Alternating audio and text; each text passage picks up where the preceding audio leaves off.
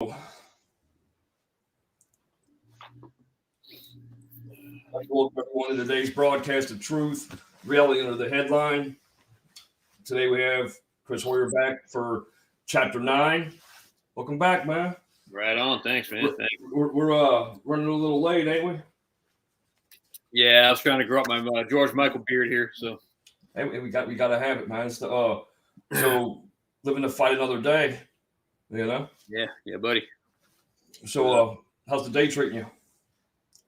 Well, that's kind of went off on a little tangent. I was having some issues with work today. Nothing major, just little minor things that really irritate me. But that is what it is. So just deal with it and move on. So ish, Yeah. But it's in the the more we let things slide and we don't address them, that's one of the things. And it's kind of what kind of led into the book actually. Yeah. And that's where, it's nice that you're that cognizant of being able to recognize certain things like that, man. But, it's, we got too many chiefs where I work, and I get questioned about what I'm doing. And it's like, well, you guys left me with a level of responsibility and just let me do it. Why are you questioning me now? So, but it's kind of going back into what we were talking about, even in like the agencies across the nation. Where it's the, hey, I've never did what you did, but I think you should do it this way.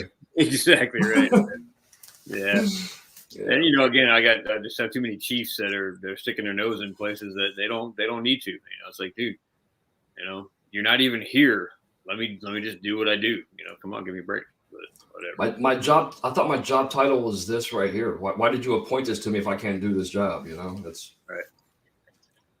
How much of your own do you get to impose in what you do? Honestly, quite a bit, because what I do, I'm the instructor, so I can, as long as I stay within the company policies on stuff, I can pretty much add and delete whatever I want to. As most of the guys know that have been around me long enough, they know that my whole goal in life is to make sure everybody goes home safe. And the other stuff, the corporate side of things, that's where I just don't fit in very well. But as far as the instructing part goes, that's really where my strengths are, and that's really where I want to be most of the time. I just don't know how to do all this other stuff under the rule that I'm supposed to be under. I just don't understand that very well. So I try to focus on the positives and move on for the other stuff. So yeah, that's one of the things that I'm getting close on. The whole structure layout, based on, not just a book and things like that. So I'd kind of like to see you have your own thing, looking at different agencies, doing the demographics on how many agencies we could get you in, starting off immediately, and even maybe looking to do because like, I don't know if you remember back when, like with Ray Bashir's, the Blue Shield Tactical, to where I can get like a hub to where other agencies can come out there, receive those trainings and things like that. To where to kind of get to maximize that space for the time that I have it, whether it's a school during the summertime or things like that, to where we can get your trainings in there as well too, and kind of collaborate. And then with Amanda Dozani, with her Lifesaver Wellness and things like that too, getting all that stuff in there too, kind of like to have a collaboration to where nationwide thing, kind of get it going like that. So yeah, I'm down, man. You know me, I'm pretty busy. Yeah, me too. I'm doing this whole whole time, and Natalie's got all kinds. She's got more stuff going on now than she ever has in her whole life, which is completely awesome. So we have not a whole lot of time together anymore because she's working like a madman, and so am I. It's like shit. We got to start slowing down, having time for us again. So exactly. Because one of the other things too that I was kind of thinking of, because like I go to parks and stuff. I enjoy like nature. It's my like peace. It's my serenity, right? And a lot of the parks down here in Florida, we have like the little painted rocks and things like that, to where like these different groups, they paint the rocks and they go hide them in different parks, and people find them and they post them and they just go re-hide them in a different park or a different location, whatever the case may be. Yeah. And then so like the more I keep doing that, I was thinking about Natalie's love notes and like how great that would be as well too, to kind of like leave them on for individuals, almost like the challenge coins and things like that we pass on to, fellow brothers and sisters in law enforcement like that, to where, like the love notes thing could, start a little fad like that as well too, little simple things. Because another thing I was looking into, because I come from real estate and everything too, about buying parks. And a couple conversations ago, when you and Natalie were talking about where you went by that spot to where Dave was at, and I was kind of like looking into demographics about how many city or county parks are out in that area and things like that too, to where, how to start like memorial parks. Because like down here in Florida, we have a couple memorial parks, whether they're just a couple park benches, a flag, and, a little memorial plaque and things like that for the officers, whatever the case may be. I kind of like to have something like that set up for Dave as well too. Have like a little memorial park, especially out in that area and things like that as well too, because it's one of the things too that, in criminal justice, where you learn about like the torn fabric of society, even though it may just be, one subject, one criminal, doing something, the torn fabric of how it affects the other families in that community and things like that, it's kind of out of sight, out of mind, and I'm sure that, that incident and when it happened, it still affects some of the families that may be in that neighborhood and things like that as well too. So. Yeah, very true. Yeah, and I'm sure that because we have, with my old agency, they have, markers where the officers went down, at least somewhere close by. And, usually on the main drags and stuff like that, where there are reminders. And, you go through those and you can't help but wonder. It's like, oh, man, it's been coming up on 6 years with my situation. And, I still think about it pretty much every day. It's like, oh, my God, I can't imagine having to drive by there every day, and having to deal with it that way too, yeah, I can't forget though. Some people want to, but I don't. I don't want to forget. So, and that's the thing though too, and that's like you see these little crosses, or you'll see balloons or something like that, or like auto accidents. Somebody may have lost their life and things like that, and it's just amazing how soon we may forget sometimes of different tragedies that may have happened. Not only in our own lives, but family and friends and things like that around us. And on my board, I started to write, because I always do like these little posts on my whiteboard, and I do almost like part of my books and stuff like that. And, the thing that I was writing today was mental wounds. I started, a paper cut is a wound, yet in a short amount of time, that wound becomes non-existent in appearance. But if you take that same wound, you add the mental impact, the wound is no longer existent. But I'm going to go on and talk about how, if somebody inflicted that simple paper cut on you, that paper cut isn't just a simple paper cut anymore.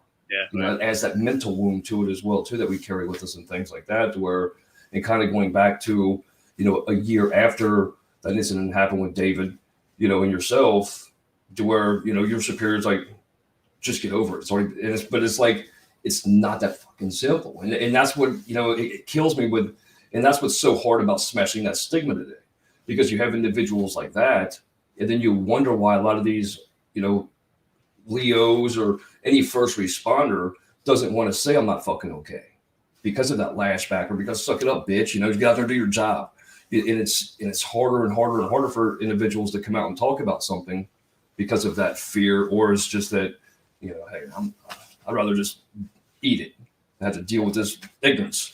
That's the most common way to go. It's a shame too, because I on one small thing, I kind of get it with the bosses. They've got 8 or 10 guys like us out there that are doing their thing, and they've only got a limited amount of time with you, and they expect you to perform, and that's what you got hired to do. And they know that if they lose you for any length of time because of some kind of mental whatever you got going on there, they got to backfill that somehow, and that's on them to do that. It's like, if I just tell this guy to, shut up and get back out there, that's easier for me to deal with. It's like, yeah, but you're clearly causing more harm if you make that dude stay out there doing stuff that he's not comfortable doing anymore. But yeah, that's why I never became a supervisor, because I knew better, because I didn't want to be put in that role. So I reached out to John, right? Yeah. And I guess he's like too high and mighty for me now that he's been promoted to sergeant.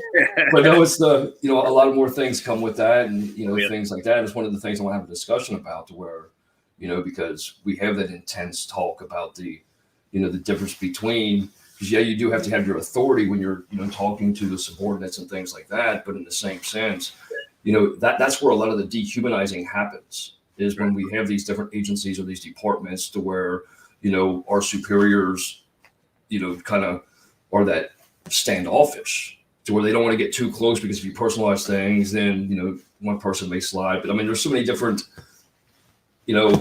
mental aspects to it, but it needs to be done to where, they need to put the trust in individuals and actually be there. And because it's all going to start, it always starts at the top down, so if we can encourage, the top brass to actually encourage the mental awareness aspect of everything too, there has to be training in the beginning about that. There has to be that shock value, which you provide. Yeah. Because it's one thing just to go see something or just to go act on a physical altercation or a physical response, but the mental aspect of processing that and dealing with that it goes so long withstanding, beyond that and everything. So yeah, oh yeah, and you, like we do, we just suppress all that stuff all the time, and it's obviously going to catch up with you. Awesome. I'm about to send. John just asked me for the link. He wants to join us. Do you mind? Oh, not at all. Of course.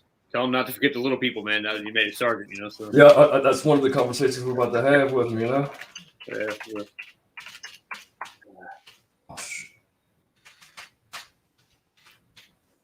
How's all that doing?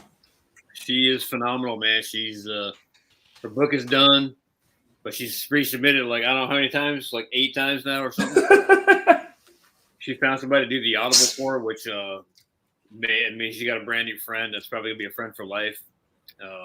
Completely, totally awesome. She's on cloud 9 right now. So hey man, you got a lot of other really. Don't say that, man, because that's actually hurting my feelings, because I'm actually kind of the next James Earl Jones and Morgan Freeman. I got that voice that encourages people. I should be the one reading her book, man. It hurts my feelings. I wasn't even a consideration. Hey, she didn't even ask me, man. I'm like, dude, come on. We live together. I don't even get the opportunity, but whatever. But yeah, she got a lot of really big things going on right now. But one of these days, I'm going to make her come back online and let her explain that all to you, because it's her story. So yeah, I mean, I'd actually like to book one of these around her. Yeah, we need to. I mean, right now, so. Realistically, I mean, because when the whole scheme of things, like how fate happens, you and I wouldn't even be having this conversation right now, and so many wouldn't be influenced or affected by what you've actually provided through the writings of this book. I mean, you're ultimately training people and saving lives, and it's because of her and everything else, and it's just how fate works, how it drew you guys together. No different than her asking for that stuff and seeing that on the beach as well too, when she's talking about with her mom and everything too, man. It's just things don't happen by chance. We will things into existence. Well, it's no secret that if it wasn't for her, this book probably never would have been anything at all. So I'm thankful just for that in by itself. So. But anyway, speaking of that, let me know when you're ready. I'll try to pick up stuff. So. Just send I guess we got to claim Sgt Hall now. Sgt Hall royalty here. Yeah, just send him the link. But so when did she also do the editing on the Dave Grossman endorsed on the extra chapters and everything? Did she also have a part in that, or was that something that kind of just got added in? Was it already sitting to the side prior to the release of the first release? Those final 4 chapters were brand spanking new. I wrote those specifically for this version of the book. I do have, I don't know how many more chapters. I think I've got another 30 chapters that have been kind of in. They were actually part of the original book, and we kind of sat down and figured out which ones needed to stay, which ones needed to go. And she worked her ass off trying to get the ones that stayed in the book up to speed. And it took a long time to get those up and running. So I'm supposed to be sending her a chapter like a week so she can work on it, but I've been so busy. She's been so busy. So we'll get around to it eventually. And then I'll have another. The new book's actually going to be called Reinvented. That's so far the title for it, but I haven't figured out if that's going to stick or we're going to make it something more impactful. No, well, that's my whole. There's old Sgt Hall, but that's my whole thing is the whole reinvent aspect. Like when I first started my nonprofits back in 2006, that was my whole aspect, was like reinvention. and it's a strong term, when you really kind of digest all of that as well too. And it's kind of, how like you watch a movie or like one of these little comedies and they have like little side clips and things like that afterward. Oh yeah. Those little 30 chapters can be our little side skits to the book, Yeah, there you go. The outtakes, I think is what they're called, or something like that, huh? And some of the other chapters were they're probably a little bit more shock value for the initial readers. Some stuff it's surely not that appropriate for any reason whatsoever, but they're stories that just, when you hear them, you're like, there's no way that happened. But you know what though, it is though. That's just like my good friend Sgt Hall right here. Hey Sgt Hall, how you doing, man? Been a while, man. What is all this? He's getting ready for the Grizzly Adams look right now for the winter. But keeps me warm. It's all I have. Yeah, we got that same barber. It's the only kind of hair I can grow too. But no, like Sgt Hall and I were talking about that, to where a lot of people don't get the dark humor, but a lot of times there has to be that dark humor. I mean, when you're faced with some of the different things that you see and just the job itself, regardless of what you see, sometimes that dark humor has to be there just to make a brighter side of life, because in these careers all we see is the worst of the worst. So I mean, we have to find some kind of humor in something, otherwise it would just be dark madness. Well, with her permission, I'll send you that new version. You can read some of those stories, and they're going to be laughing your ass off. Going, dude, that's just awesome. Shit, man. I'll create a whole meme episode out of it. Oh, yeah. So how's the new task going there, Sarge? It's actually been exciting the last couple of days. We along with the marshals and one of the larger city task force, we actually just now brought down a murderer in our city, and they thought the guy was moving and made a stop on him. It's kind of funny. It wasn't the guy they were looking for, but this guy tried to run in a car. He made it about 40 yards before he wrecked. 40 yards. Half a circle. He jumps out, falls trying to run, and then gets out. He is not good at fleeing. He is not. But we got him with about 4 different felonies for drug charges, and then they went over to the house originally, and then they got the guy wanted for murder. And really not even a suspect. They have him on about 4 different cameras committing the crime. Wow. And they got him in our little sleepy town. People just don't understand stuff that goes on in their own town. Oh yeah. No. And that's what's so important about, kind of, Chris and I, when we were first talking about, like, how this book came to be, and, that day that, kind of drove all of this forward, to where, we look at cookie cutter residences. We just, kind of look at like little small towns, and you'd never think that, and a lot of times the small towns is where some of the hardened criminals actually try to lay low, or they set up shop, and, people don't see it. It's just one of them things where it's illusions. And, that's what's so, good about the training of officers, to where, being able to look beyond the, what is, and kind of dig into that as well. So. Oh yeah, and not only did they get him, they actually found 6 different handguns in the house that he was staying in, which was his mother's house.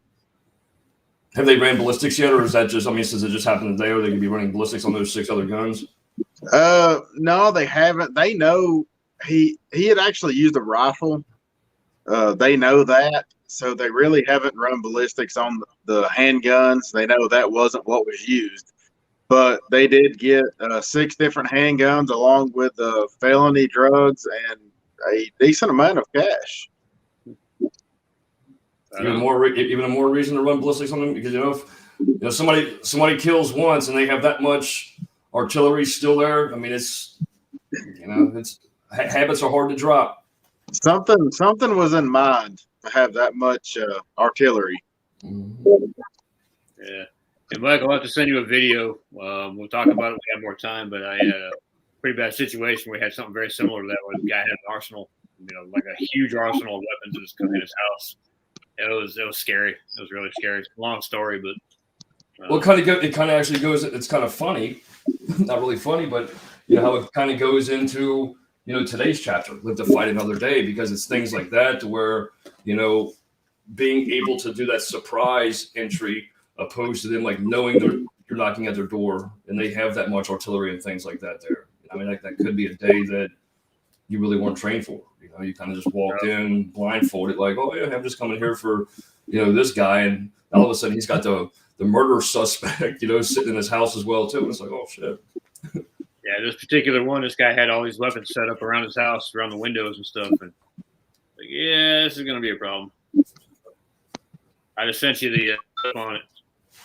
We'll talk about it some other time. But, so yeah, scary though, man. Glad you guys got this guy safely. Everybody went home. So. Oh yeah, it couldn't have worked out better. Yeah. It really couldn't have. On neither guys, it worked out really well. That's good practice for you guys too, to see that this guy probably went down without too much of a huge fight, but recognizing that maybe it's not going to go so easy the next time. So let's pay attention to that kind of shit. You know what I mean? So and this guy, just looking at him, you would have never thought that he would have been involved in something. Oh yeah, no, Jeffrey Dahmer, he was a nice guy. Yeah, and shit. Yeah, okay.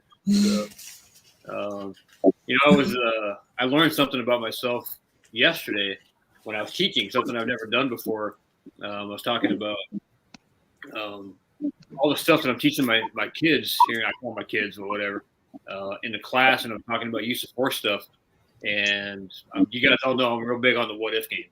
What if this and role playing all these scenarios and this kind of stuff. And it's out of nowhere. I don't know how this happened, but I said, you guys realize what's going on here. And they're all like, I didn't even realize what was going on. I finally came to terms with it. I said, you guys now know all these things. Like in one particular case, I was explaining one situation happened back in Arizona. I said, you guys already know all the things that this guy did that didn't work.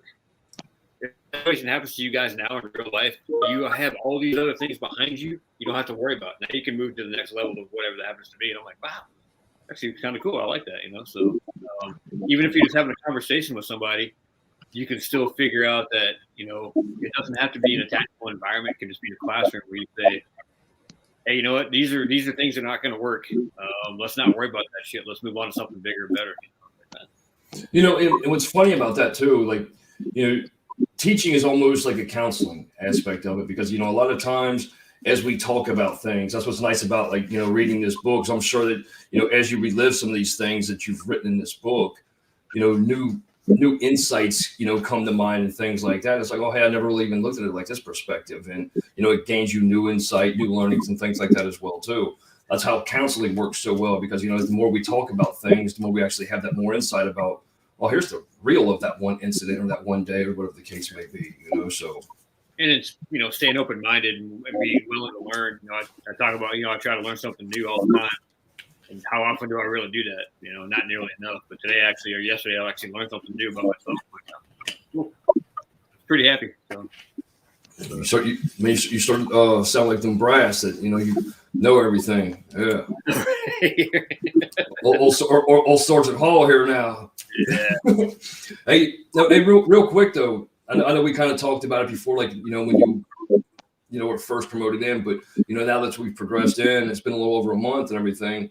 And I know it's a smaller department and everything, but is everybody do they still see you the same way, or do you know how sometimes a lot of times people pull away because one individual has brass now or anything like that, or is it still kind of the same relationships?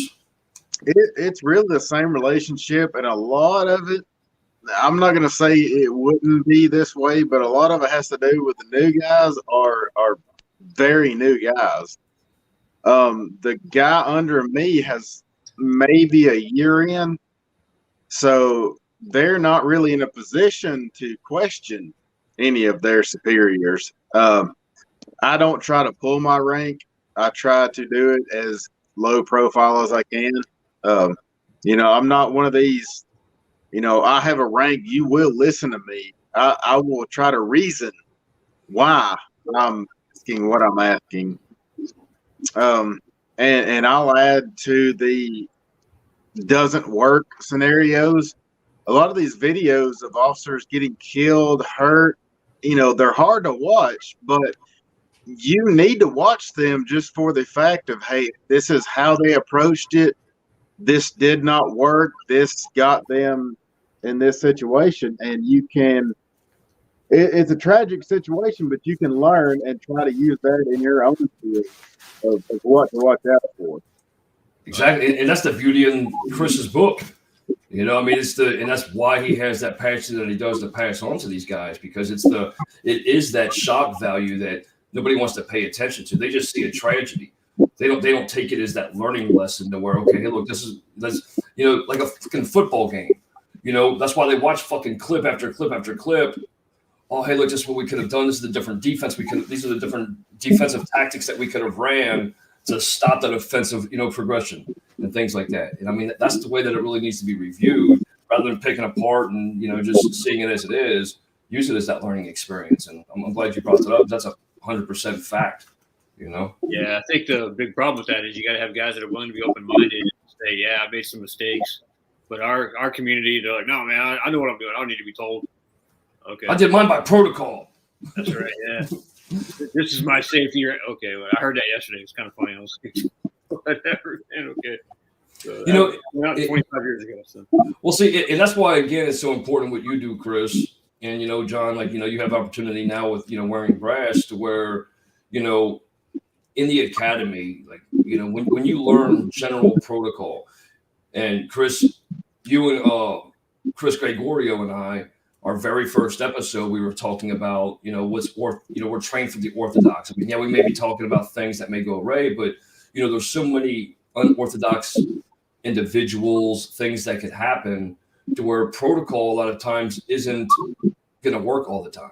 So when you have these guys that are like by the book, or, hey, this is a protocol for it, but, protocol is going to change when we have other law enforcement officers with us. We got brothers and sisters there as well, too. Different perspectives, different views. Protocol is going to change on how you have to respond and how you have to act, because now you have to approach differently, because there's maybe some more civilians out and things like that. And that's one of the things that really isn't reviewed and retrained, in different agencies across the nation, is in that adjustment of protocol, as far as hey, look, we understand that, going into a subject when it's just you arriving, this is the protocol and how you approach, how you, announce yourself, da-da-da-da-da. But how does that protocol change when we have, a partner riding with us and they're also exiting the vehicle, or there's other subjects around? Protocol is always not going to be the same, so. Very true. Very true. All right. What do you guys think, man? You gonna start rolling here? It's time to live another day, man. Live to fight another day. Already past my bedtime, so that's over here making fun of me already. So. All right, I'm gonna put on my old man glasses here so I can see. So, past your bedtime. I started laughing because I'm sitting here and it's like 10:30 for me, and you're sitting back there at 7:30. Yes, I know. But I mean, in all honesty, I don't sleep anyway, so it's really kind of pointless for me to go to bed early. Like, all right, well, I might as well be doing something more entertaining. So this is definitely it. So. The conversation. Where are we at in the book right now? What page? Chapter 9. Another day. 51. New updated version. I don't know what you got there, John. So. Go. All right. Do you have the Dave Grossman copy, John? I do not. Oh, dude. I'll have to get that to you. I have to get it to you. Yeah, you're falling behind the curve, man. That's it. You're done. That's in your notes. So. From what I have, so I believe so. Yeah, we'll start working on getting that one over to you, though, if you're interested. So. Absolutely. The only major difference is Dave Grossman's forward, which is unbelievable, and then I added 4 new chapters to the back end of it. So, actually, I wrote them, but Natalie did all the work getting them edited and stuff like she does. So, what chapter would that be? Oh, that's chapter 9. Chapter 9 is, and I didn't put a glossary in here, kind of on purpose. Probably would have helped out if I did, but I kind of figured that's just more work for her. So screw it. We'll just, make you guys work for it. So. All right. So chapter 9, live to fight another day. All right. It was a warm, sunny day in May when my FTO smiled and said, "Need to get you into pursuit. See how you do." I was thinking, hell yeah, let's go right now. Careful, Grasshopper. It'll happen soon enough. And it did, because bam, the very next day, a truck was stolen in a robbery. Let's rock and roll. I was driving, controlling the radio, and thinking to myself, hell yeah, I'm ready for this. Lights on. Wait, he's not stopping. Okay then, siren on. He's still not stopping. Wait, he jumped the curb and blew a light and almost crashed. But I'm the police. I had lights, sirens, and a badge. He'd better stop. Guess what? That doesn't happen that way. So. He was not stopping. Don't they call that contempt of cop or something? Oh man, guess what? We're not at the driving track. It's up to me, Mr. Badge carrying ready for action 6-week superstar, to control this situation. It suddenly felt like the panicked, expectant father in the delivery room. Breathe. So go, go, go, rookie. What do I do? Can I jump the curb too? This is really happening, right? No time to think. Go, go, go. Suddenly, multiple agencies were involved. There were helicopters, canines, and cops everywhere. It was a chase that spanned 3 cities. Yeah, adrenaline rush. We found our guy in a mobile home. Well, my FTO found him. I, however, failed on the attention to detail portion of the test, something I never did again. Big bold letters. Check the shower next time. Fight was on, a damn good fight. We wrestled him out of the shower and onto the floor.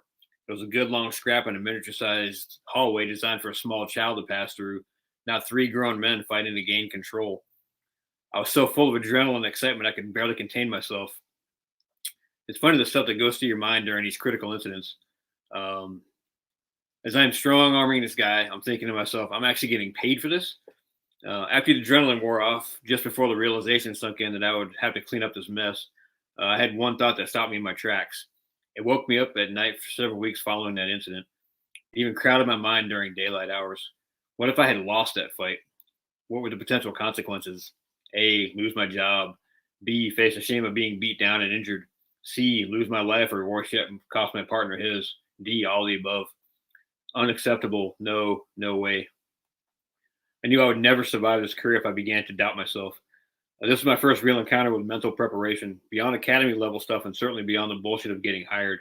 No, this was the stuff of survival. And at this early stage of my career, it was simply about surviving the actual fight. Who could have known that much later in my career, the odds was stacked against me, so much higher than I could ever have imagined. That's when I began paying close attention to the details. At 140 pounds, my academy graduation weight, I did not have a big S sewn on my chest. I was no Bruce Lee, John Wick, or Chris Kyle. I knew this. However, I also knew that I would never lose a fight. It sounds kind of arrogant, but not even. Survival truly is a mental state of mind. An air of confidence that accomplishes a couple of things. It allows you, at least it did for me, to slow things down and assess. And when the opportunity affords itself, your will to survive will take over and remind you that losing this is not an option. Let me say that again. Losing is not an option. With more time and experience, you will realize that. Sometimes there are other ways to gain control. 4 ways to gain control. This is all based on just my opinion, by the way. So, number 1, talk your way out, an art form every officer must develop. Number 2 is fight your way out, a necessary form of physical agility. Ask, tell, make. Number 3, I know that ask, tell, make thing is kind of a little controversial. Some guys are like, we don't do that shit anymore. I'm like, okay, well, it still works for me. I did it for 20 years. Wasn't a big problem. Number 3, walk away. So to determine a new way to gain control, this is not quitting, rather a chance to rally the troops, change your angle, or determine another course of action. Number 4, shoot your way out in a last resort. Unfortunately, this is very common in the profession we have chosen. Keep in mind, this is the initial in-the-moment fight, physical portion.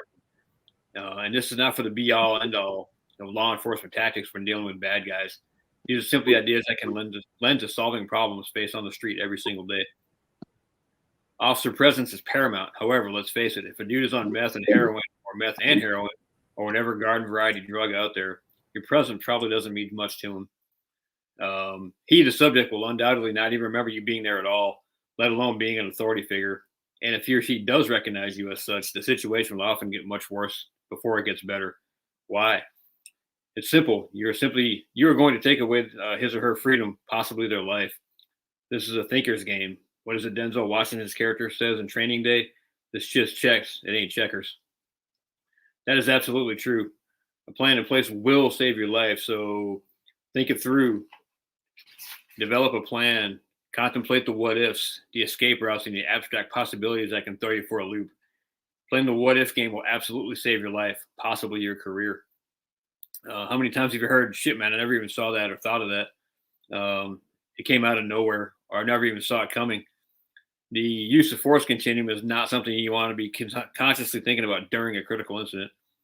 If you talk to officers after a critical incident, usually a gunfight, it is fascinating the things you hear them say. Things like, that's not my magazine. I didn't circle that car twice. I never dropped to a knee. That's subconscious thinking at work, and that's what video is for. That is if you're lucky enough to have it. Then it hits you. Oh, my God, I didn't even realize I did that. Why is that? Repetitious training. That's what it is. Remember the 3,500 times you practice drawing your weapon? Well, you will do what you're trained to do over and over again. Tried and true. Yeah, no kidding. We all know that. But why can't you remember? If you're on a tactical team and you train regularly, whether daily or weekly, your memory is typically sharper than if you happen to deploy those tactics every so often in real life. However, for the average patrol officer, SRO, or other detail that has annual type training, you are less likely to recall those events. Not unlikely, just less likely. There are several reasons why this is so, none of which are from a shrink standpoint, but from the officers. It is basic subconscious thinking. After the worst day of my life was over, it was followed by weeks of processing the scene over and over again in my mind. There are a million unanswered questions. Why did this happen? Where was I? Why can't I remember this and not that? Son of a bitch, I want answers. Okay, certain things are bound to be suppressed. Fine. I will attack them when the time comes, but short of the basic auditory exclusion, somebody please explain to me why I fired so many rifle rounds and not hear one single gunshot. Not one. But I could hear my brass hitting the ground. I could see and hear the glass from the bad guy's car hitting the ground. I was pretty sure I was losing my mind. And it doesn't always help to talk to someone who can give you scientific names to those types of physical phenomena. I mean, how does it help that the guy, how does that help guys like me wrap their head around what we are feeling? What the fuck? Come again. I'm a cop, not a biophysicist, people. Jeez. Then someone said, that's what your brain needed to know at the time. Oh my goodness. That was the best answer I ever got. It was the simplest and made the most sense. Another huge lesson in mental preparedness for me was playing the what if game, just like it sounds. What if the guy jumps out of his car with a knife? What do I do? What if I round the corner to face a guy with a rifle? What do I do? Are there backdrops? Can I fire from where I'm standing? What are the escape routes? Where can I go? What are the likely paths of travel for the bad guy on foot and in a car, just like with yours, John? Cover versus concealment. Cover fire. What does policy dictate? And then there are one of my biggest pet peeves at night, the problem of being backlit. You have the ability to fight someone and keep an eye on the other potential threats. The possibilities are absolutely endless. Mental preparedness is the first line of defense. Prepare for the fight. Well, I have some bad news, boss. That was kind of a long chapter. Yeah, well, I have some bad news for you. That whole thing didn't get recorded or what? No. I mean, prior to you starting the reading, you were talking about how it was about your bedtime. Oh, yeah. This chapter is going to require a lot of digestion right here, and we're going to be going through. I mean, there's a lot of heavy points in here that I feel we need to kind of talk about. I mean, this is one of the deepest chapters in this whole book, realistically, because a lot of the things that you discuss in here, and especially in regard to like the 4 ways to gain control, it plays into the rest of this book. It plays into that specific day. And it plays into kind of what we were talking about just a little while ago in regard to, protocol and things like that, because, there are so many different things that muscle memory, it's why we train certain things all the time, but we don't train them for every incident. You know what I mean? It's kind of like shooting the paper target. What happens when that paper target's moving or that paper target has an innocent in front of them? There's so many different things that kind of play into that. And this chapter here is so deep. I mean, like almost every paragraph can be digested and be discussed. And, kind of like John Sgt Hall here was talking about an incident that, he had to where because of how close he is to another state line. you know, and having the pursuits and things like that. And it's one of them things that, again, dispatch is so important aspects like this as well, too, to kind of get other agencies involved and things like that. And it's funny, too, to where, because it's kind of like the training wheels have to come off at some time, you know, and it's not many officers are as eager as you were to actually like get the action.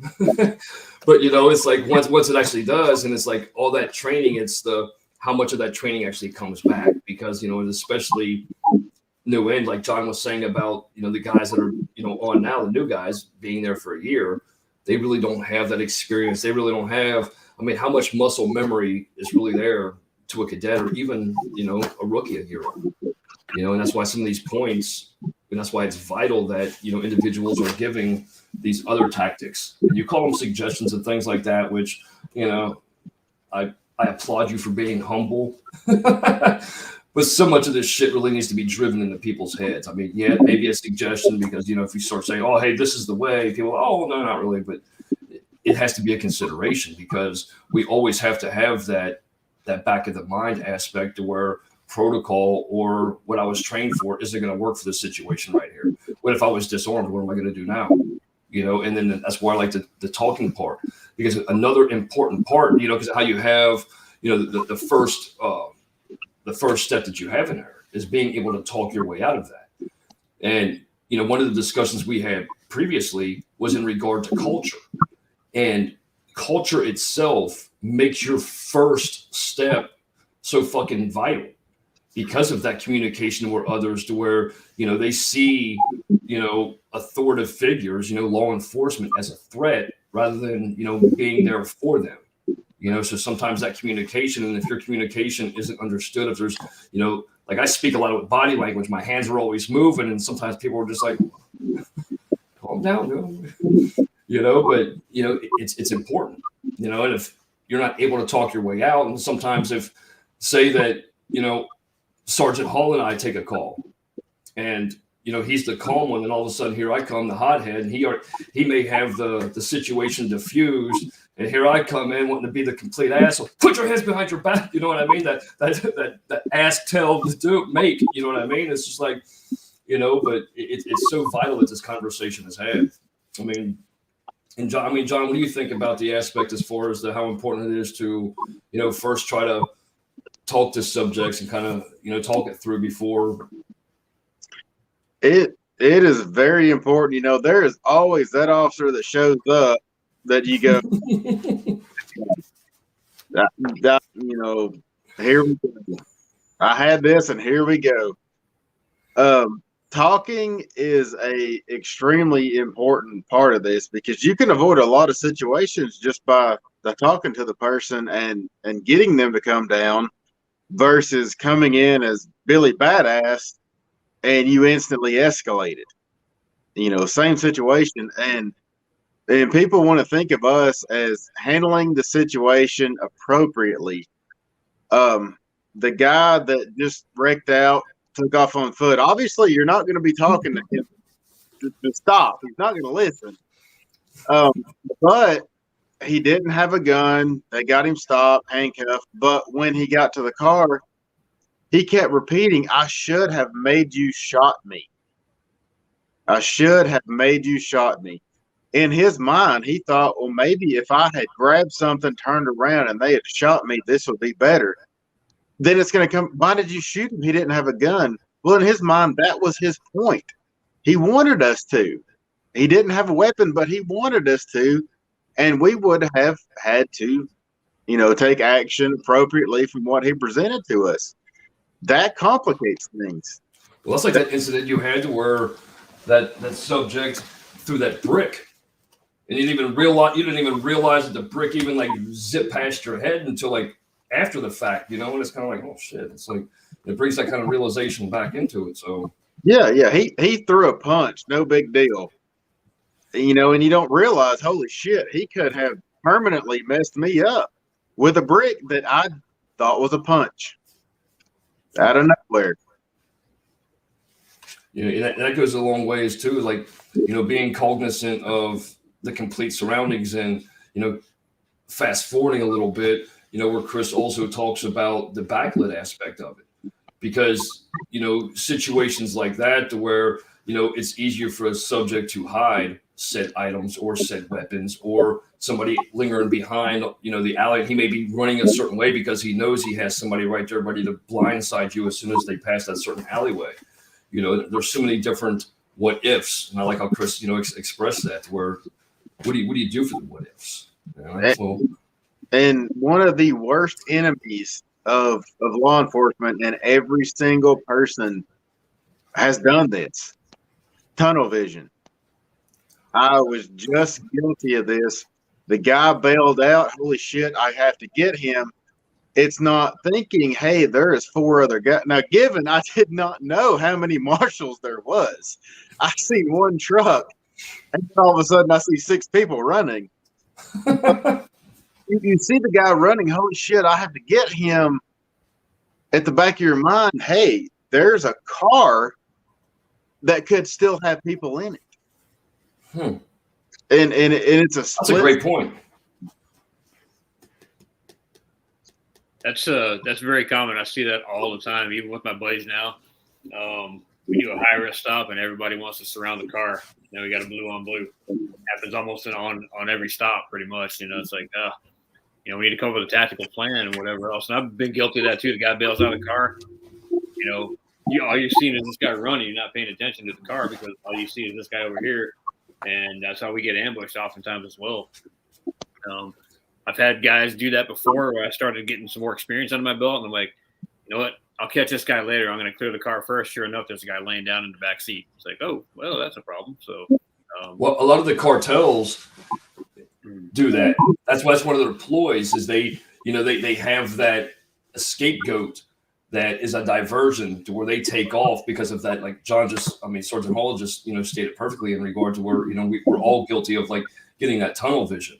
And, gang, especially like cartels, that's what they do is they have people in place specifically to be that diversion to where, hey, you're going to be the one that takes off running, flashes a gun or something like that to where, you become the main threat while all of us just kind of, slide out or whatever the case is. Well, that's where I talk about that situational awareness a little bit, where that's where I was just so thankful that my experience was so up in my face early on in my career. And I could take a step back and realize it's like, all right, well, first and foremost is whatever it is that I'm chasing this guy worth it, and then having the ability to say, all right, I'm going to just take a step back. And then, like I said, I'm not kidding. It's a thinking man's game or thinking woman's game. You just go freaking hair on fire chasing somebody down an alley someplace before you even know what you got. Just like, I like quoting all these movies like Forrest Gump, before I knew it, I was all by myself, which is a bad thing, I mean, it's happened before, right? My partner, God bless the guy, I love him to death. He's still on. Jump the wall? Say again? The one that couldn't hop the wall? No. An actual partner. No, this guy was squared away. He still is. He was the guy in the food truck with me. But we're chasing this guy's DOC warrant, felony for whatever it was, obviously something violent. And the guy rounds the corner, goes down an alleyway, and Scotty was, 10 yards ahead of me, and I'm running behind him. And I can see that he's pretty much going straight at a 45-degree angle to the alley. And I'm screaming at him, Scott, clear your corner. And he did. He went out wide, came around, and the guy was hiding behind a garbage can. Luckily, he didn't have anything in his hands.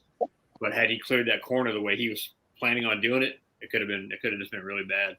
But because I was back further and I could kind of see further down the way, if you will, what was going on, Scott was just like sucked up like this. It's like, dude. So every once in a while, you got to have somebody that can kind of pull the reins back in, So.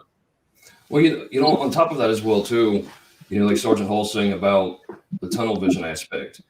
And then, you also stated about the, excuse me, to where it's, I'm not going to lose this. I'm not going to lose. Okay. To where a lot of times the subjects that we may be in pursuit of, kind of like, Sgt Hall's experience today with the marshals and everything else, to where, they're hopping curbs, things like, or I mean, like in the story about where they're hopping the curb and you go follow them. It's if they have that same mentality as well, too,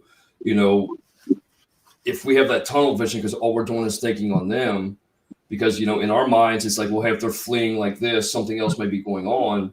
But in the same sense, is, if they have that same mentality to where I'm not going to lose this, how many other, innocent civilians, how many other, brothers and sisters that are in pursuit, can be affected by this, and it's kind of the hopping the curb, and like John, Officer Hall said today, that where, the guy had the drugs and things like that, and he goes inside a home, and all of a sudden here's 6 firearms and things like that. We got somebody that's wanted for murder.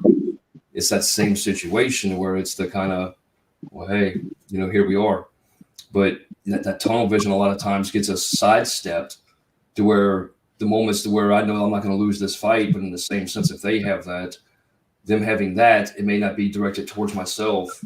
It may be about them taking hostages, about them, affecting somebody else, or, even trying to, go on a pursuit to where so many other lives are, unnecessarily lost in things too. So, yeah. Well, you gotta have the ability to just slow things down, slow down time. Do that tactical breathing that Grossman talks about, and you can open up your peripheral, slow down the heart rate a little bit, these kinds of things. And I can say, man, more often than not, you guys have lived through this before. We don't catch catch the smart ones more often than not, at least not with us. And I was toward the end of my career. Really in the beginning of my career, also, I had the ability to realize that this guy's not going to get away. And I wrote a story about me and one of my other partners that we chased this guy down, bailed out of a stolen, and we sat there and just waited and just listened. We're just going to listen to where this guy goes. He's jumping fences. We can pretty much figure out where he's going to go just by listening to him. So that's what we did. And they started calling up perimeter positions, caught the guy a little while later. We could have just started jumping fences right along behind him. But the second I stick my melon over that freaking fence, how do I know the guy's not going to be sitting here like this? So it's very much a work smarter thing, and don't get me wrong. I've done some stupid shit, and jumped over fences and, out windows and all kinds of crazy shit because I want to be the, fucking wild west chasing shit. And it was fun. I got lucky more times than I can even remember, but those things, sometimes they come back to bite us in the ass, But it does. After the fact, you can kind of see some humor in it. The guy that ran from us and the marshals they chased him down the yard. I was chasing down the road. And I look over, he tried to jump a small ditch and fell on his face. And all I could remember thinking is, that's to slow him down. Yeah, that'll help us out a little bit. That'll look you're stupid. Yeah. I love that shit, though. That kind of like, you say it's a lot of people don't like to hear that, but you're number 2 about the ask, tell, and make. Sergeant Hall and I, had this conversation about the whole complying aspect too, and it's the, if you ask somebody something, I kind of like the steps of how you did that too, because a lot of times you can talk your way to the situation. So as you're talking to them, that's kind of like the ask part. Okay, what's going on? What's going on here? Mr. Hoyer, blah blah blah. Hey, can you go ahead and just drop your weapon, or go ahead and just go ahead and stand, take the pose, whatever the case may be. But the more resistance there, it has to be the ask, tell, make. And especially like nowadays with video being everywhere and things like that, and having to defend our actions. Did we do things by the book? As long as you take those steps about the ask, tell, make. That's how it has to be. I tell people all the time, it's like, man, I'm the most mellow guy in the world until you back me into a corner, and this is what I teach, teaching baton techniques and tactics and stuff. And I tell them all the time, I always bring up one student to the front of the classroom. I say, okay, stand right here with your back to the screen. And I ask the same question every single time, and I always get the same answers. I'm like, okay, I'm not going to really do it, but I'm just going to, when I punch this guy in the face, where am I aiming for? For his nose? No. Or his chin? No. What am I aiming for? Nobody ever gets it except for guys that actually know how to fight. And then they realize, I'm like, no, I'm aiming for the back of his head. So I'm going to drive my fist all the way through. And when I'm talking about doing baton techniques, I'm like, look, if it gets to the point where you're smacking a dude with a baton, make it count. It says right in policy. It's right on the screen. Hit him as hard as you can. give them some pause to realize, hey, man, I just fucked up. I'm not going to do this shit again. Not only now on the scene today, 6 months from now when they get out of the hospital, if they do, let them know that, hey, we're not going to mess around with these guys because they don't play. They're going to hurt you. Okay. And that's, I mean, it sounds bad to say it that way. And I tell everybody the same thing. I'm like, I'm not encouraging you guys to go out and hurt people. But if that's your last resort and you've got to defend yourself somehow with physical force, I'm not going to apologize for fucking putting a guy down hard and putting him in the hospital. That's just the way it's got to have to be, So You can't have that mentality that I'm going to hit him in the right leg. You have to have that mentality that if I need to hit him in the right leg, I'm driving it through his leg to the left leg. Absolutely. I told them to aim. If they're hitting him on the right, they're aiming for the left. Drive that thing all the way straight through, man. Make it count, You know what's funny about that is, like, you made the comment saying that, you're not no Bruce Lee or John Wick, but, Bruce Lee and his Jeet Kune Do, that's what that is that you see through what you're hitting. And that's why the impact, like that 1-inch punch, really want a 1-inch punch.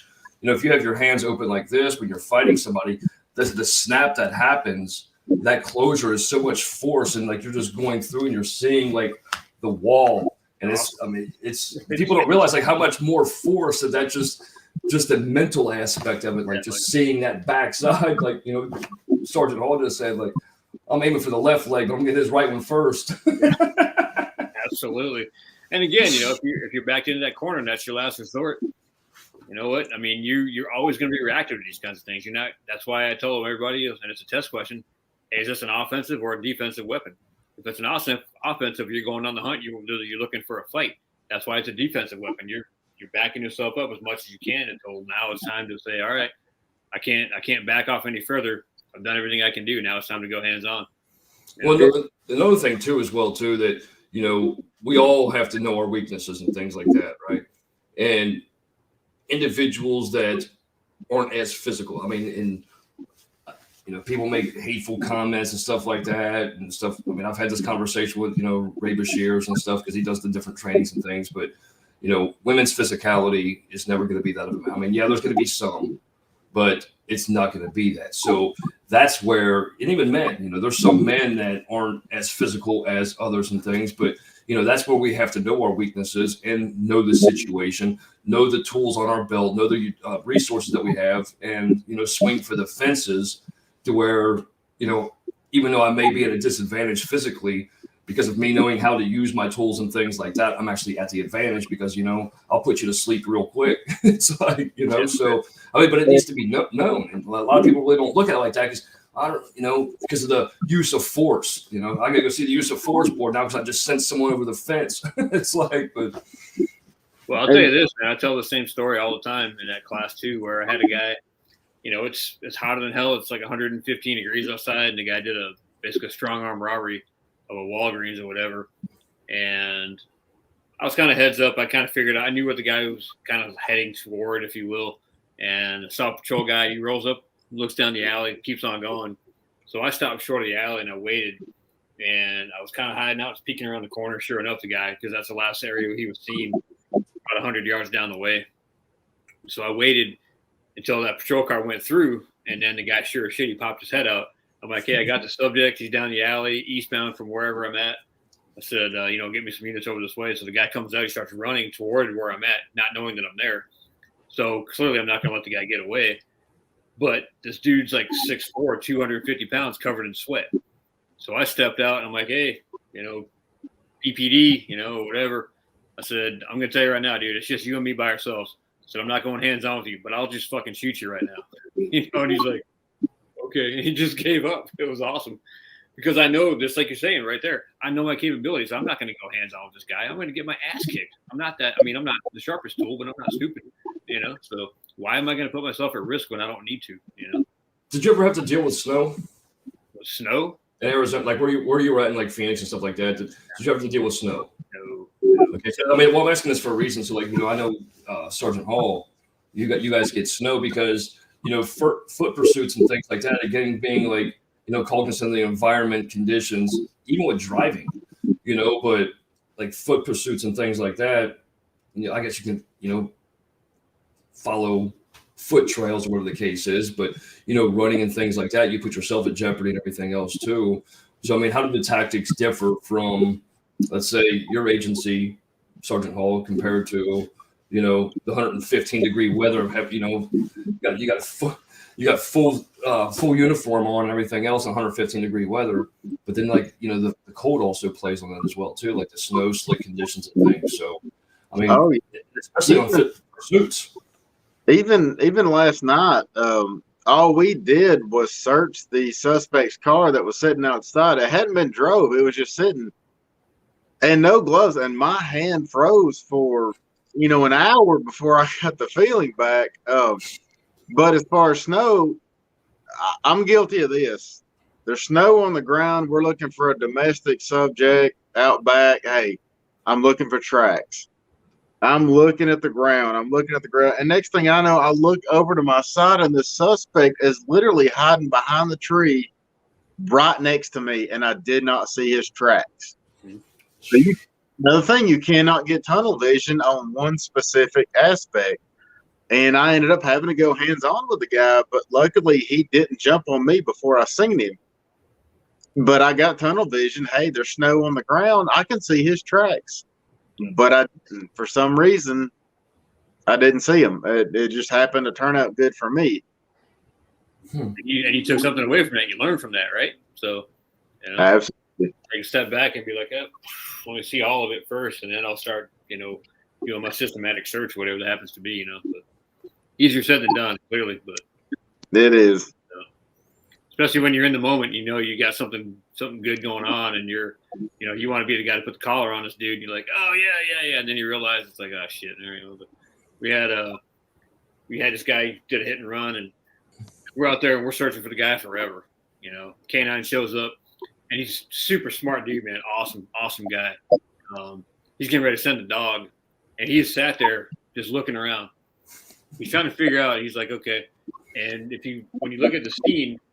So you got the street going east, and he looks to the north, and there's a really big bush between the two houses, and it's really covered up on the ground and everything else. And he sits there and he looks, and he's like, and later on we talked about it, he goes, where's this guy's most likely path of travel going to take him? If he bails out of the car, he really can't run down the street because it's too congested and everything else. His most likely path of travel is going to be straight east. And sure as shit, the guy was just, this is like 20 minutes later, the guy's hiding under the bush right there. And we're all out there. We're fucking looking rifles and shit, chasing the guy all around, trying to figure out where he's at. He never even left more than 50 yards from where he crashed the car. So, yeah. I mean, he could easily have ambushed us at any time. Luckily, he didn't have any weapons on him. But that's one of those things where you're like, fuck, I didn't even look at the most obvious place where it should have been, because you're so focused on everything else, But, yeah, well, whatever. What are you going to do? So, what happens, though? I mean, because, just – also, like with the fatigue and things like that as well, too, and especially with weather. Weather plays a big role in it. It's like it's cold out here. Like, in the Sergeant Hall, just talk about, searching the vehicle with just his hands. But it's like, when you're in search of a subject, or whatever the case may be, and it's cold outside, sometimes you just get how, physical paralysis, kind of takes over that mental thing. We're focusing on us being cold rather than that's where that tunnel vision starts setting in. It's like, fuck, I can find this guy so I can get out of here and things, But it's so many different things playing in the mind in that moment, and how those factors affect it and everything else too. But yeah. What else you got there, Michael?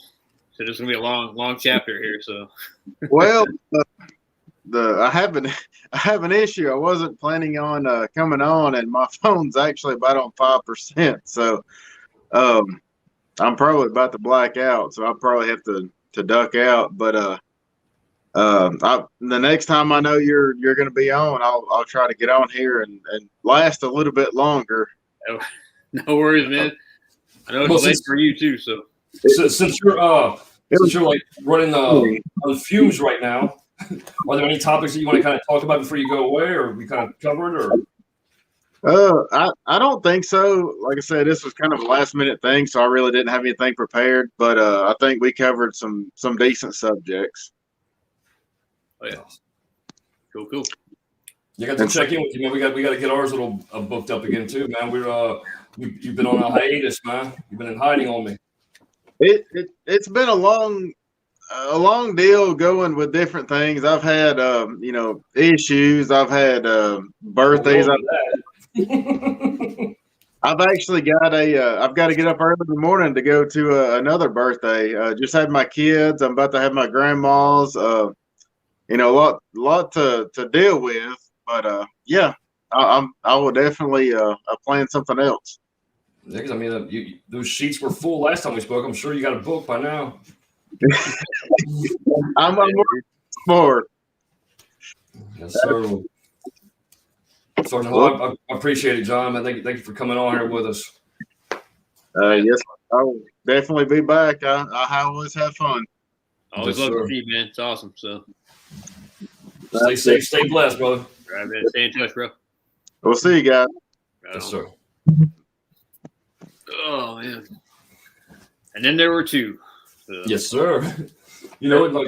Speaking of that, kind of like the officer presence is paramount, and that's something that kind of piggybacking on the whole tunnel vision aspect of it. A lot of times it's the, wanting to get it over with. We kind of lose that aspect about, being there, but, so many different factors, and it's great how you talk about, the meth or the heroin, how that individual is not even going to perceive your presence the same as if it was just somebody that was in the right state of mind and things like that as well, too.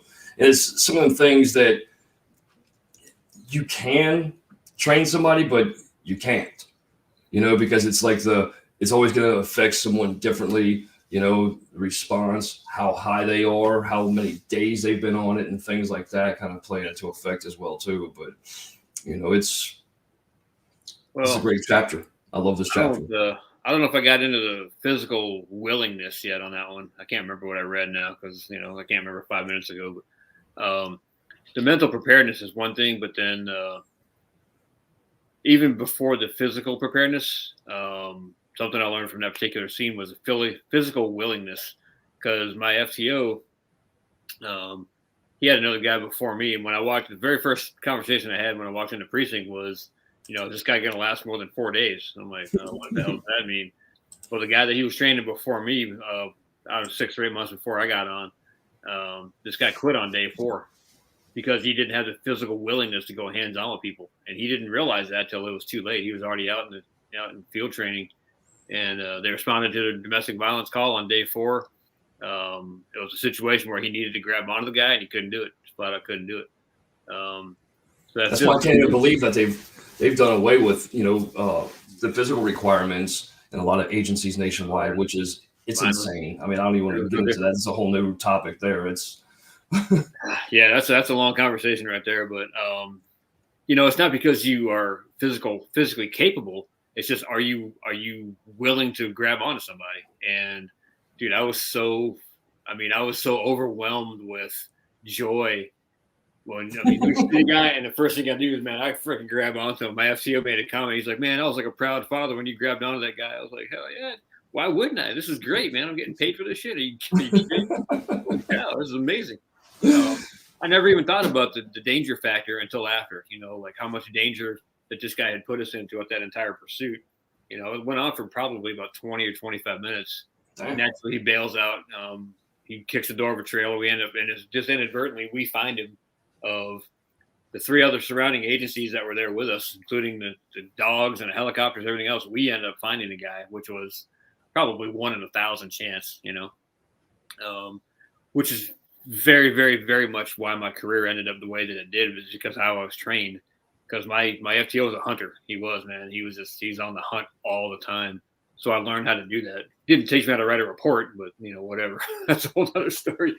But because I had those hunting skills, I knew what to look for and the signs and all this kind of shit. So when we catch them, it's like, man, you're all that shit you just put us through. Now you're gonna pay for it, so to speak, on some level. So well, and that's so important too. Kind of going back to what Sergeant Hall was just talking about looking for that domestic subject, and him being behind that tree and not really like knowing those hunting strategies, to where it's the knowing what to look for, knowing the possible hiding places, or hey, if it was me, where would I run to, where would I hide? Because a lot of times if we play that scenario in our head, and especially how trained we are, we're going to find where like the basic places would be and things like that when we're cognizant of that. And it's vital in training. a lot of it's process of, elimination as well. It's like, okay, well, clearly the guy's not going to go this way. It's possible he could go this way or whatever else. So I just try to figure out where is his most likely path going to lead him, more often than not, the path of least resistance kind of a thing. So, I was always that guy. I didn't mind waiting for the canine for the track. I'm like, you know what? This guy ain't going anywhere. We'll catch him later. I don't need to be the guy that's going to come emerge out of the bushes with this dude. I don't really care about all that shit because, when I graduated 140 pounds, I knew there was plenty of guys out there that are going to, knock me out and make a popsicle out of me or whatever. So screw that shit, man. I'll wait for the support. And I teach that now to this day. I'm like, you guys, you're not allowed to go hands-on by yourself. You're just not. You're not going to go hands-on with somebody until it's absolutely life or death, and you've got to do it. Otherwise, wait for more units. That's just how it has to be. Because people today, they just don't care. They will kill you at the drop of a hat. I mean, look at Tyler. If you heard anything about him lately, yeah, it's unbelievable, man. This guy's in rehab now, it's a big turnaround. I mean, it was looking grim for quite some time, and it's I can't. I mean, I pray that he goes back to the force, and with him in the rehab, it's looking. He even kind of it's being suggested that that's what he's going to do. Even if it's light duty at first and things like that, and that's going to be so commendable itself. It's going to be probably one of the most inspiring stories I've ever heard of. Like Jason Schechter was my good buddy, another one of my guys. I don't know if I ever told him that story, but that's not my story to tell. But he unfortunately didn't make a full recovery, but he's still here. He does a lot of motivational speaking. You hear his story, you can't help but just fall down crying. It's unbelievable. I mean, it is unbelievable. So, you going to the symposium in March 10th and 11th? Say again? Are you going to Chicago March 10th and 11th? No, it will be. I don't think so. What's going on then? That's the first responder symposium. There's going to be a lot of speakers there because it's the first year because it was generally for firefighters, but they actually extended it out for like law enforcement and things as well too, for like smashing the stigma, suicide awareness, and all that good stuff too. But I know Michael Segru and there's quite a few other speakers that are going to be going out there. I think Chris Moore is going to be out there. Captain Chris Moore is going to be out there. I believe Mike Zanito is going to be out there. Nice. Chris Davis, Adam Davis, and but yeah, March 10th. I'm sure I've heard about it someplace, but we have no plans to do that right now. I would love to, if I have the opportunity and/or I get an invite, which would be even better. Then yeah, man, I'd be all over that, man. You know me, so I'm fine talking. So, yeah, actually briefing up Peoria PD in a couple of weeks out in Arizona. Hopefully about 25 or 30 guys, mostly younger dudes. Tell my story and hopefully get some motivation down there and get these guys thinking about some other stuff besides just chasing bad guys, So, but in one of these agencies, I used to host. We did like a paintball war, but then we played Chase the Rabbit, to where I'd be like the subject and you have to come find me and things like that. And we play like different scenarios and role play and things like that. I host them in different gravel pits, or I'll rent out a different warehouse venue and things like that. And it's pretty fun. But I love that kind of shit, man. When I got my indoor shoot house instructorship for the rifle, I thought that was about the greatest thing ever, because that's what we did. A lot of stuff, we were just going on the hunt, man. And it was I was never on a SWAT team, and I recognized that I don't have those skills, but we did a lot of really cool stuff where we're doing dynamic entries and we're doing just close quarters building searches. And tell you what, man, when you're in that kind of situation, even when you're just playing, remember that old commercial from the early 90s? He goes, it's just a game, but why is your heart beating so hard? I fucking love that, because that's what it is. Then you get in there and you're like, oh shit, what's going on? And then when you're successful, it's awesome. When you're not, when you lose, then you start thinking about other things. What did I do wrong? And all this kind of shit, Adrenaline is one of the strongest drugs known to man. Oh, I talk about that in the book too. I'm sure you know that. So yeah. Mm-hmm. And the one thing I do mention is I love adrenaline, man. It was great. But over time with me, I was able to control my emotions better and not depend on the adrenaline so much. You know what I mean? Which was and that's actually key though, because there's not many individuals that really even know that or let alone can even train themselves, because adrenaline can be self-triggered if you know your body and you know how to control emotions and things like that, to where you tell yourself this where kind of fear kicks in, but it doesn't have to be a fear, but being able to control your emotions is one of those key aspects to where that adrenaline don't kick in too much, but it kicks in at those right moments to where it kind of gives you that whoomp. It was so funny because my adrenaline, when it kicked in, it was usually when I was borderline losing my temper and I had to have a conversation with somebody. Physically, it wasn't as much because I tried to talk my way out of more fights than I got into.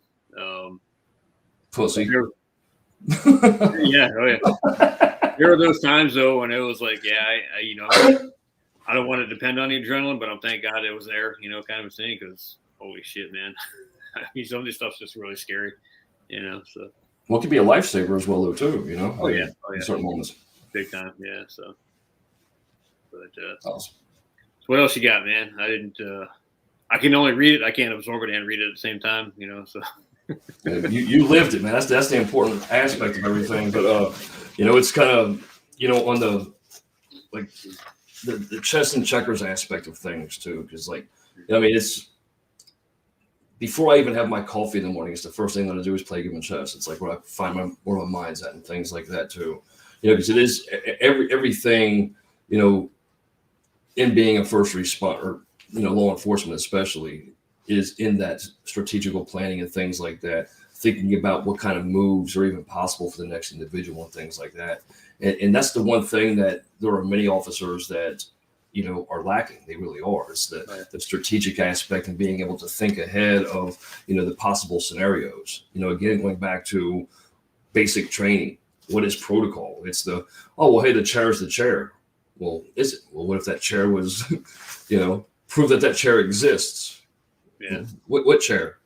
It's like, okay, well, it's, that one there. But anyway, so. I'll tell you this, man, I'm going to take the opportunity. One of my buddies up in LA, he does a lot of stuff with the veteran community, and he's got a Milo machine that he wants to bring down, and actually he's got one of his own. He wants to actually give me one for what I do now. And I compare that to Red Flag up in it's now Vegas. It used to be Top Gun. I think it's Red Flag, whatever it is. But what a lot of these guys don't realize is all those fighter pilots, they go through 10 training simulators of live combat. So by the time they go for real in real life, they've already got 10 combat missions under their belt. They are so far ahead of the curve that nobody else actually ever even does that in these other foreign countries. So we're, the American military's Air Force, they're superior to everybody. It's just awesome. That's the exact same thing with the law enforcement community. If I can run a guy through even 3, 4, 5, 10 scenarios over a small time of whatever it is, I can build that what if game right there and right in front of his face. The shoot no shoot scenarios, how to talk to people, talk them down, all this kind of stuff. When you get out on the street, you already know all this shit over here. Now you can just take it to the next level, whatever it is. Well, it goes into what you just said in this chapter about the repetitious and the repeated training and things like that.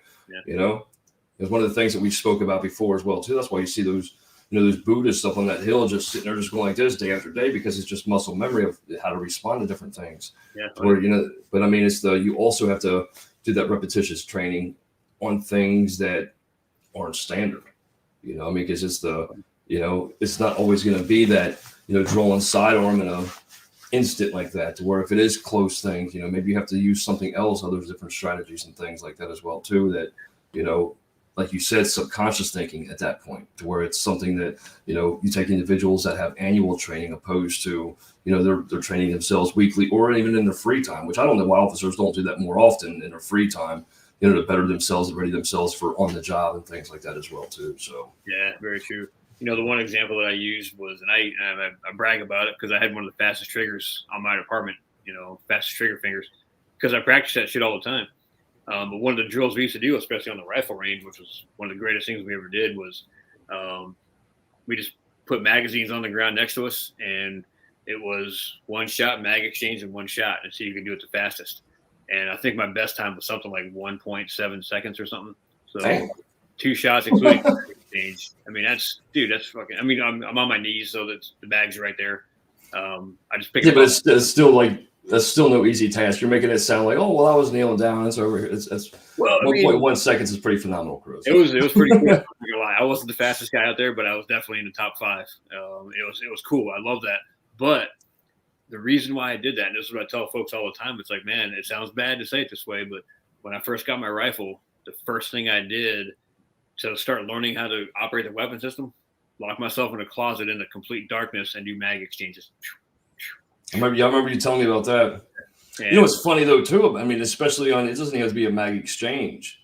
So where the magazine release is at on like the Smith and Wesson 9 is right there by the trigger.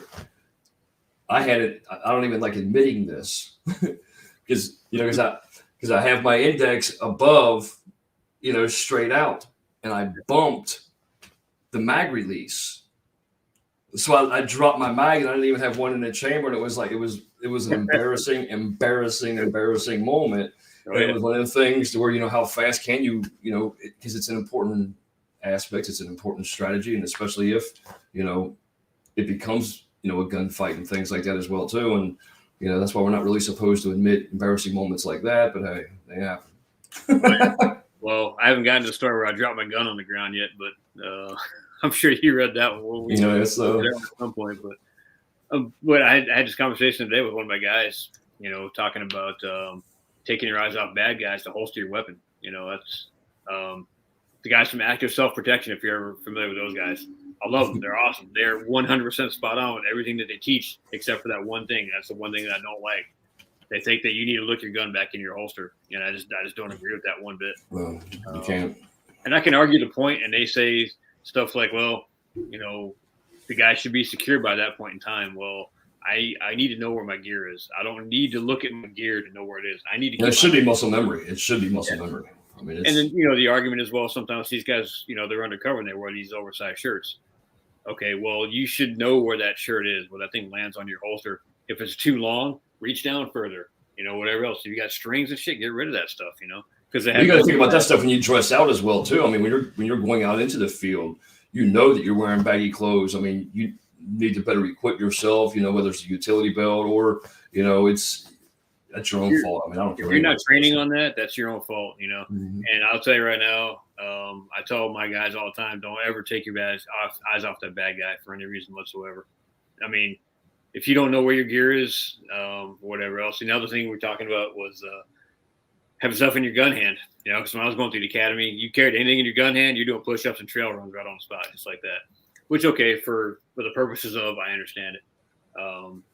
And this is a point that I make to the guys now because, going through pepper spray class now, I tell them I can't control a can of pepper spray with my left hand that well. I'm just not that. I can do it with my right hand. And yeah, I mean, I'll hearken to be right. I get it. And the argument is that, well, you shouldn't be carrying it in your gun hand because you need to get to your gun. And the argument was always, well, how hard is this? You just let it go. Well, yeah, but then the vasoconstriction and all this kind of stuff. And, you might not be able to have that kind of forward thinking at the time.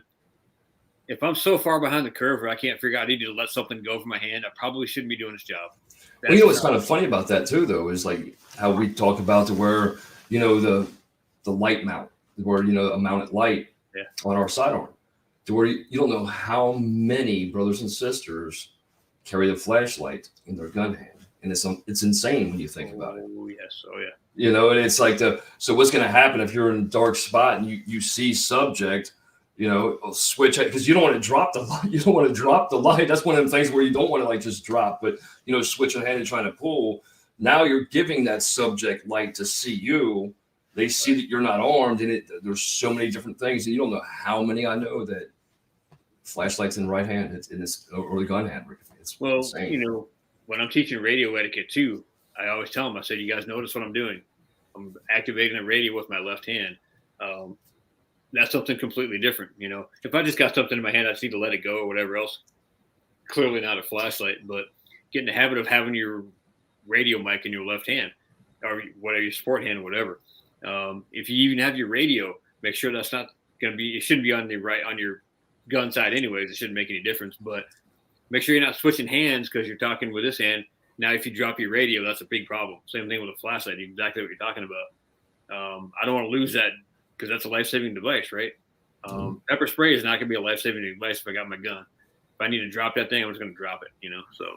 Well, that's another thing. Well, those are great things that need to be brought up that, because it's out of sight, out of mind to a lot of people because, again, even with like the radio, even the vest mounts, they have it right here on their left breast, but you don't know how many go cross body with their right hand to click button, ask for assistance instead of just, knowing that click and being able to ask for assistance while you're still arming yourself. But so many go cross body to, trigger radio and things.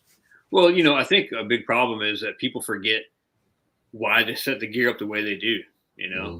I always had my rifle mags on my right side, same as my gun side. Why is that? I'm not going to be able to reach with my gun hand over across my body to grab my mags. I'm going to have them in a position where I can get them on the proper side of my body. And in addition to that, I don't think I ever told you this, but very strange thing that I did just weeks and weeks before Dave's incident, where I actually sewed a piece of Velcro on the back of my flap on my mag pouch. And so when I flipped it up, it stuck, and the day that I needed it, thing worked fucking lights out. It was perfect. It stuck. I grabbed a new magazine, got it in the gun. And I was back in the gunfight. But that was something I never even thought about in a million years, and when I got on the rifle range, when I was up there training and I was training in all my gear and shit, I'm like, I can't get the mag out because the freaking flap is always in the way. Then snagging him. Yeah, I kept doing all that kind of shit. I'm like, well, how hard is it just to put another little piece of black Velcro on the back here on my chest and then on the fucking back of the thing there? So, but then a lot of times too, sometimes the utilities become out of sight, out of mind because individuals that haven't used their pepper spray, they forget that it's even on their belt. It's not. Oh yeah, there's just shit on somewhere. Yeah, I don't want to get into a long chat about it now, but the lady that pulled her taser, or tried to pull her taser, pulled her gun. I explained that to my class all the time. I'm like, look, you got to understand what her lack of training was, where her mind was at that particular time. Did she do something wrong? Yeah, she really butchered that one up pretty good. But if you break it down in a scientific way, it makes sense. Now, again, did she fail herself? Yeah. Did her department fail her? Yeah. But the fact of the matter is, her intentions weren't to kill this guy. Her intentions were to grab this thing, but her brain hadn't caught up with her hands yet. It kind of goes. And I love that we're having this conversation because it just goes back into, if we rewind a little bit, when we were talking about to where he tries to train the guy to see it into the holster, to where knowing where that's at, because generally we have the tasers more to the front side to where it's just a straight down and pull up. And our sidearm is, it's knowing that rather than, an incident like that should never happen because we know that, hey, taser is right here in front, sidearms on it, but it's right. Like you said, it's just that lack of training and just knowing how, everything's set up or forgetting where it's at. And it's I say this over and over and over again every single day in my class, dude, we're not out here flipping burgers and bagging groceries. We're wearing fucking bulletproof vests to save our lives. We're carrying 30 or 40 rounds of deadly ammunition on our bodies to save all the lives of somebody else. This is no joke what we're doing out here.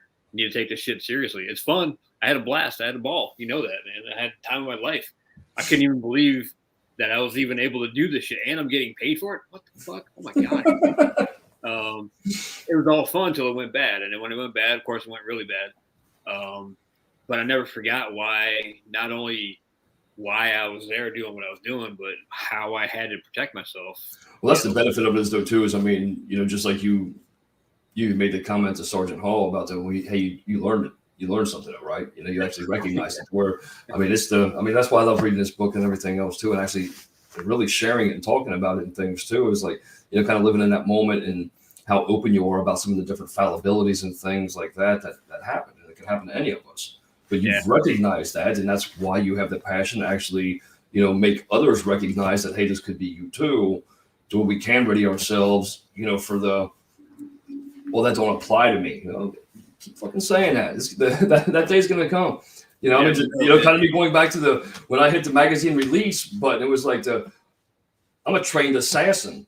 Literally, and it's like, how am I going to disarm myself? But anyway, it's like, and that's pretty common. I remember I was training with one of our SWAT sergeants one time, and do a mag exchange with a handgun, and I was just nervous because of who he was. He's a stud in the community, and I went to do a mag exchange, and I just freaking dumped it and let it hit the ground, and I only fired like 3 rounds out of a full mag, and he's like, "You think maybe you want to hang on to that?" I'm like, "Well, that's what I really wanted to do, but I got nervous and I just dumped the whole thing. I got a new mag in the gun. It was all fine and dandy and stuff, but he's like, well, don't you think this is probably a life-saving device?" I'm like, "Yeah, you're right. You're right." So it's one of those things. I mean, I've done stupid shit like that, but again, I learned from it. I didn't ever do it again. I'll tell you that, but that's like you and I had that conversation about like the officers that use the restroom at a restaurant or somewhere else, and all of a sudden their gun's sitting there still on the toilet paper holder or something else. Hey, we'll get to that in the book. Or you do like I do, and you leave your wallet on the train, and it's like, oh, that's great. So it happens. So, and again, it's one of those things where, and I tell my kids every single day, it's like, look, I don't care what you guys do on the street, as long as you're within policy and not excessive. I don't really care. As long as we're here to talk about it, then I don't really care what you guys do. And we can laugh about it later. You can laugh about all the stupid shit that you ever did. And it's great. Don't get me wrong. I mean, I've done some shit. I don't know if you've heard the prostitute slap story yet, but that was one of those things where I'm like, and I tell my kids all the time, like, I'm going to deny this shit later. I am, but I'll tell you the story now. And if you ask me about it later, I'm not going to admit to it. But I learned a tremendous amount from that situation, and it was one of those things where, it was funny right after the fact, because all the fucking songs and the name calling and the giant hand slap and all this kind of shit. But I never did it again. I learned from that experience. I'm like, all right, well, let's not do this again, man. So, but it happens. So hey, Sean, I think you're still on. Hopefully, thanks for that comment, man. That was cool. Sean's one of my former students, and he's moving on to bigger and better things. And God bless him, man. The dude's fucking lights out, man. Just love working with this guy. So, well, and that's one of the beauties too of what you do. Being able to impact individuals like that. And it's whether it be in a small way or it may be one of them things that during one of your classes or the trainings and things like that, to where it may be that fucking clown sitting there rolling their eyes or acting like this is all a pretend world, and all of a sudden 6 months, a year later, and things like that, it hits them because they have an incident that you warned them about or tried to probably train them for, and things like that as well too. So It's a blessing. Well, the truth is, and it's no secret, I mean, Natalie's probably going to be laughing in the back right now, that I do have a tendency to overteach, because my thing is I want everybody to know everything that I can teach them on my side of the fence. And so I throw out everything that I know before they can even process half of it. They're like, hey, what was that middle thing again? You haven't even figured that out yet. Now you're moving on to something else. I mean, okay. So I'm trying to work on that whole thing and not be so high speed and so fast about the way I teach shit. But it's just like, man, I just want you guys to know everything so I can, get it drilled into your heads. But create a PowerPoint. Well, I do. That's exactly what I do in class. Now I've got it down to a science. I've got my battle rhythm down for the classes. I've pretty much got them memorized now, and I pretty much hit on the same high points for everything that I do. For my personal PowerPoint that I do across the nation, that one I've pretty much got it down to a science as well. I mean, I can pretty much do it without even looking at the screen anymore. I can't really preach. I get long-winded. No. It's Natalie's like, oh, how long is it gonna be? Like, what, 3 hours again? I'm like, shut up, whatever. What do you know? That's what it is. I love this. It's the even on the audio and stuff like that, people can like pause it and like go back to it and things like that too. One of the things I'm working on too, because I'm going to go, since I have the audio podcast along with like these videos and stuff like that too, it's split them down into like different chapters and things like that, different talking points, what's discussed. That way, people like actually have the audio podcast, they can like pick up and leave and things like that as well too. So so they have to look at our faces too. That probably helps. So. Yeah, put a name to it, but it makes it nice. You do that, and then you're like, all right, I'm going to turn you guys off. Just listen. Got those radio faces, So. No, here soon is going to be a whole collaborative thing. I'm going to be doing a thing with a lot of these different videos. A lot of the stuff now is kind of building it up, but once I start launching everything else too, to where like the sponsorship ads are added into it and splitting it between the videos and things, it's going to be, because I'm going to take the whole series of you and just run it It's one like special. So Cool. Awesome, man. Awesome. So I'm gonna burn it onto some discs and CDs and things like that, and distribute it as well too. So, man, you are freaking on it, man. You are on it. you need to be heard, man. You need to be heard. Trust me.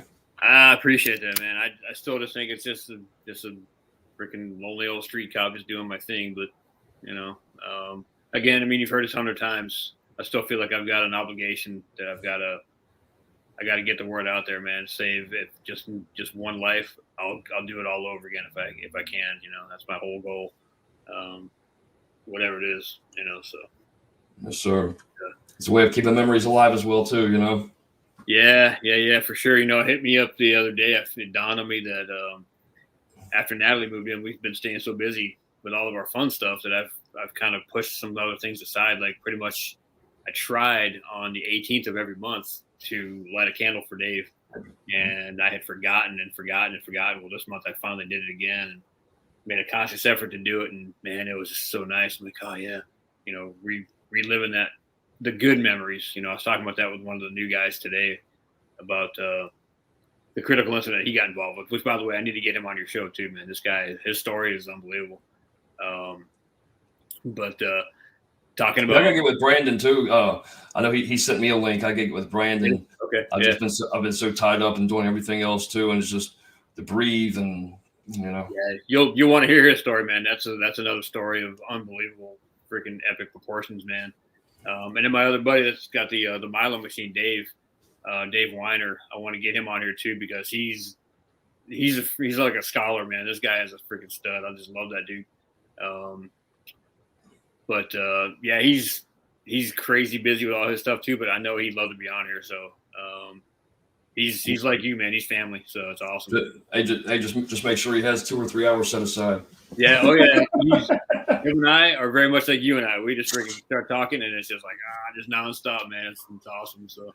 But that's what's the beauty behind it, though. Is the things we talk about is real life, and it's things that people need to hear and things like that too. It's a blessing what you do, and that's why I'll keep pushing and pushing and pushing. And I can't wait for Natalie to finally get her little love notes out there. And I really would like to kind of start a little campaign for something like that with like little rocks and stuff like that, hanging around like little love notes. Converted over there. I'll just buy her book, and that's what I'll do is I'll just leave some of the love notes and chapter by chapter on different things and like leave them random places and stuff like that. Like I said, when next time we do this, I'm going to have her come on probably and share a little bit of her story because she's got some pretty major projects coming up. And I already told her, I said, look, your book becomes a bestseller before mine. We're done. That's it. So get out of my face. Well, it's one of the things I want to do though. Really is, because I have like the different video accounts, and I can go on every streaming platform because I can run 30-second ad spot commercials. I can get like 500,000 30-second ad spot commercials and run it on every streaming platform and things like that to get the exposure out there. It's one of the things that I'm actually putting together now for your book and the different pictures and stuff like that I've confiscated. I'm okay with that. But I'll run it by you before I run anything else. Like once I get it all together, shoot it over to you and stuff like that. I'm building your website out right now as we speak. So awesome, thank you, man. You got carte blanche, man. I trust you with whatever you want to do, man. I just so many people need to hear you, and I really want to get this on that nationwide agency thing. Actually, have it to where some of the stuff needs to be mandatory. A lot of the stuff needs to be mandatory. I'm hoping that's the dream if we can get it. Required reading kind of a thing, or at least guys that even if it's one sergeant buys one book for his whole squad and they'll just pass it around. I'm okay with that too. I don't expect everybody to go out and freaking spend $15 on this book. It'd be wonderful if they did, but that's not what the whole thing is about. And I just want people to understand what they may be seeing, what they may be facing, and how to navigate through it. That's pretty much my entire goal. So. Well, that too, and the structure of the book too, because it's none of us can sit here and read the beginning of this book about like how you got started in, how we can't reflect back on what made our decisions to go into law enforcement or the careers that we selected as well too, man. It's just the structure is just fucking beautiful. It's perfect. It is so funny the amount of guys that especially the guys that are retired, they're like, oh my God, it's like I wrote that book. That's me you're talking about, which is awesome. That's like one of the best compliments ever, because let's face it. The law enforcement community, it doesn't really vary all that much. You've got one spectrum to the other side, and it's really not that big of a freaking thing there. So many guys can resonate with it very, very easily. Even just the first responder community in general, the security field, first responders, for fire, even dispatchers and nurses, man, they can all still relate to a lot of stuff I talk about. Just because of shit that you see, you're like, oh yeah, I can kind of understand that. So, and especially having and that's why conversation is so important too, because there's so many commonalities that we all share, and why we chose the careers, what we've experienced in the careers, how it's affected family, how we've grown with family. There's the conversations need to be had, because then again, going back to the humanizing aspect of it and everything else as well too. So yeah, good times, man, good times. Yes, sir. Right. Any idea when we're gonna dive into chapter 10? I got a podcast Saturday morning at 7:00 my time with Dr. Hood. I'm not sure if you know her. I think she's out of New York City, if I'm not mistaken. In fact, Brandon Griffith actually introduced me to her. Turned out that I already knew her, so it's like, oh shit, who knew, right? So I'm thinking either Saturday night if you're down for it, or let's stick to another Wednesday. So yeah, we can do Saturday. We can do Saturday and Wednesday, and I'm also going to turn you on to Stephen Mariello. He's New York City Transit and stuff, like he's law enforcement. He runs his own little podcast, keeping it real with Stephen Michael, and I know he'd love to have you on there as well too. He does different specials. He's actually launching his podcast and stuff now too. So the more the merrier, man. The word gets out there, the more guys know a little bit of stuff going on, and I love the East Coast versus West Coast kind of a different mentality of people, how they do stuff out there versus how we do stuff out here. Still very similar. They just have a different mindset of certain things, which I think is just great, man. I love to bring it all together, and make it one big community. So it's so true too. It kind of goes back to the conversation Chris and I had, very first one, about culture. Because it is one of the things that's overlooked, and it is one of the things that plays into why East Coast, West Coast, Midwest, and things like that. Mentalities are different. The perception that they have of the job and things like that. Some people are patting themselves in their back and they think they're fucking Paul Bunyan, when it's just like, dude, babe the blue ox. But yeah, it's expand the conversation, get more people involved in things like that as well too, man. Yeah, I love it, man. I love it. And I don't mind talking about it. Clearly, this was the whole point of doing it. So yes, sir. Look forward to it. I'll get everything up. I'll touch base with you again, later this week, and kind of find out, the best time for you on Saturday, or if Saturday's a good time and things like that. We might, and if we can drag maybe Natalie on Saturday or something, or if she wants to kind of push it off till next week or something. I'll start putting the freaking screws to her. Be like, hey man, you can't always be about me, man. You got to jump in here too, damn it. So awesome. I know she loves you too, man. She enjoys hanging out with you, so it's pretty awesome. We got to get that book going. We'll do a book reading with her. Love notes. Oh yeah, you'll love it, man. It's pretty awesome. I've been listening to all the audio auditions she's been doing, and it's like, holy shit, man. So, all right, you're gonna find yourself in trouble here pretty soon, but whatever. We'll talk about that later. You gotta tell him I'll do the audible part, man. I'm like Rico Suave. But that was hey, maybe for my next one, you can do my next one if you want. So I'll do it. Yeah, I'd love to. Yeah. Hell yeah, dude. I jump out of character, man. Yeah. Well, that's why I didn't do it. I don't have that kind of voice. I mumble too much as it is. And you're like, what are you saying? So anyway, all right, partner. I'll catch up with you soon, man. Yes, sir. I love you, brother, man. Stay safe. Stay blessed in all things. Right on, dude. Yes, sir. Later.